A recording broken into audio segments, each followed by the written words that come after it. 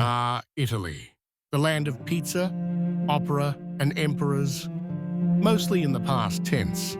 By the time Italy became a unified country in the late 1800s, all the good colonial seats were taken. But that didn't stop them from walking into the imperial buffet like, "Scusi, is there anything left to conquer?" Spoiler, there was, but not for long. The Italian Empire, now with extra olive oil.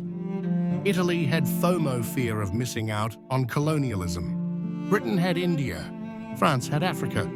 Belgium had Congo for some horrifying reason. Italy, they had ambition and bad timing. Their first targets were places other colonizers had ignored or already chewed up and spit out. Eritrea, poor, dry, but close to the Red Sea. Italy grabbed it like a clearance rack item. Somalia, the other horn of Africa, where Italy tried their best to play colonizer poorly.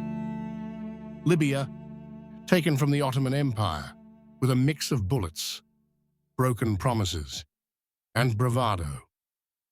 Ethiopia. Oh yes, this is where things really went off the rails. Ethiopia, the roast that roasted back. In 1896, Italy decided to invade Ethiopia. They thought it would be easy, but they didn't count on Emperor Menelik II, modern rifles, and Ethiopian pride. What followed was the Battle of Adwa, where Italy got thoroughly wrecked. It was one of the first times an African army defeated a European empire in open battle. It was embarrassing, like meme-worthy embarrassing. Imagine trying to become a colonizer and getting colonizer blocked by the very place you were trying to take. Italy sulked back home and tried to save face. But like a toxic ex, they weren't done yet. Enter Mussolini, empire on ego mode. Fast forward to the 1930s, Italy gets a fascist makeover with Benito Mussolini, a man who wore more medals than he earned and believed Rome should rise again. Literally. He looked at Ethiopia like a second chance at greatness. This time, Italy brought tanks, planes, poison gas, and a deeply unhinged propaganda machine. And yes, they conquered Ethiopia, barely. But even then, the occupation was chaotic, brutal, and short-lived. The world condemned the invasion. Ethiopia never really submitted. And WH yanked the empire rug right out from under Mussolini's polished boots.